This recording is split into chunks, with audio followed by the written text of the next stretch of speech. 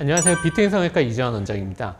최근 환자들에게 많이 받는 질문이 저는 자연스럽게 수술하고 싶은데 타 병원에서 자가늑 연고를 사용을 추천받았습니다. 자가늑이 꼭 필요한가요? 라는 질문을 많이 받았는데요. 성형을 고려하는 많은 분들이 가장 자연스러운 결과를 원하시죠. 결론적으로 이야기하면 첫 수술에서 저는 자연스러운 코를 원하는데 자가늑 연고를 채취해야 한다고 하면은 좀 과잉 진료인 가능성이 좀 많다고 생각합니다. 하지만 자가늑 연골이 꼭 필요한 경우도 있는데요. 어떤 경우에 필요한지, 그리고 자연스러운 코 성형과 자가늑 연골 사용에 대해서 이야기해 보려고 합니다. 자가늑 연골은 환자 자신의 연골, 즉 늑연골에서 채취한 연골을 말합니다.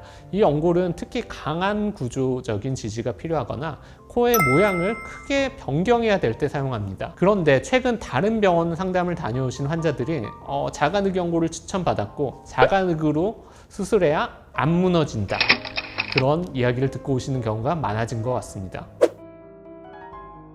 코 수술할 때 주로 코끝을 만들기 위해서 추가적인 지지를 위해 연골을 사용합니다.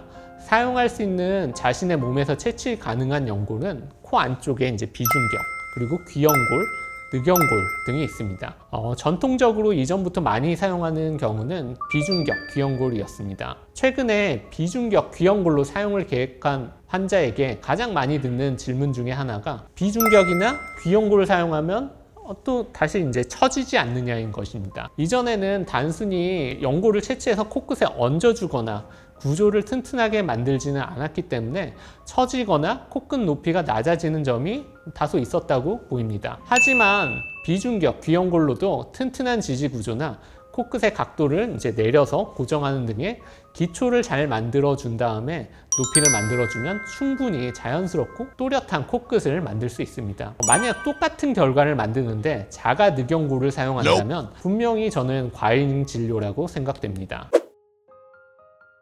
비중격 연골을 사용할 때 이제 CT를 통해서 비중격 연골의 크기를 측정합니다. 비중격 연골을 채취할 때는 뒤쪽의 크기와 상관없이 앞쪽에 L자형의 큰 틀을 남겨놓는데 이를 L스트럿이라고 합니다. 이 L스트럿의 폭을 1cm 이상 남겨놓으면 원래 비중격 연골의 지지 능력은 전혀 문제가 없게 되는데 저는 이 폭을 좀 더 남겨놓은 경우가 많습니다. 이렇게 채취한다면 채취상의 경험 부족 등의 술기 문제로 손상이 되지 않는 이상 무너지거나 지지력을 잃는 부작용을 걱정하시지는 않으셔도 될 것 같습니다.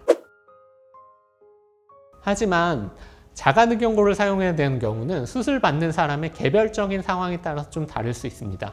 첫 수술의 경우로 보면은 일반적으로 코의 비중격이 아주 작고 매우 약하거나 그리고 이전에 만약 비염 수술 등으로 사용할 수 있는 연골이 이미 없는 경우, 그래서 이제 귀연골로 수술하기에는 좀 원하는 높이가 높은 경우에는 첫 수술에 자가늑 연골을 사용하게 고려를 하게 됩니다. 자가늑 연골은 환자 자신의 조직이기 때문에 이식 후 거부 반응이나 염증 반응에서도 안전하고 시간이 지나도 변형이나 흡수가 적어 장기간 안정적인 결과를 유지할 수 있습니다. 이러한 특성 덕분에 자가늑 연골을 사용하면 코에 안정적인 높이와 지지력을 줄 수 있어 재수술 등의 재료상이 부족하는 경우에는 첫 번째로 생각할 수 있는 연골입니다. 오늘은 자가늑 연골과 자연스러운 코 성형에 대해서 이야기해 보았는데요. 결론적으로 나는 자연스러운 코 성형을 원하는데 다른 곳에서 자가늑을 추천받았을 때 혹시 이제 비중격, 귀연골만으로 같은 결과를 낼 수 있는지 한번 비교해 보시는 것이 좋을 것 같습니다. 더 궁금한 내용이 있으시다면 저희 비트인 성형외과에서 방문해서 상담을 받아보시는 것을 아주 추천드립니다. 친절하고 꼼꼼한 상담 도와드리겠습니다. 오늘 영상이 도움이 되셨다면 구독과 좋아요 부탁드리겠습니다. 지금까지 비트인 성형외과 이재원 원장이었습니다. 감사합니다.